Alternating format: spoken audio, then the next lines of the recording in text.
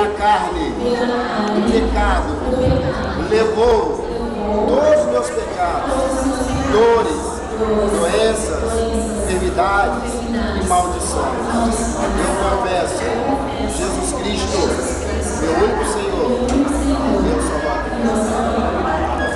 Meu Deus, eu amo sobre a vida da Cássia, Pai, agora, eu amo sobre a vida dela, para colocar totalmente na sua vida. Ela confessou diante da Senhor que ela é o Senhor Jesus. E ela recebe esse batismo, a marca do coração, a circuncisão, disposto como o pecado e como a carne, segundo o caminho da velha criatura, a igreja. Remissão de todos os pecados para trás de novo. E também, meu Pai, ela vai ressurgir em unidade e vida para a glória do Senhor. Em nome de Jesus.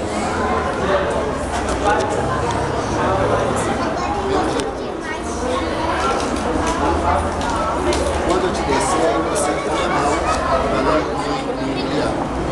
Meu Deus, cumprindo a tua palavra agora, eu batizo a Kátia como o Senhor mandou. Em nome do Pai, do Filho e do Espírito Santo. Em nome de Jesus.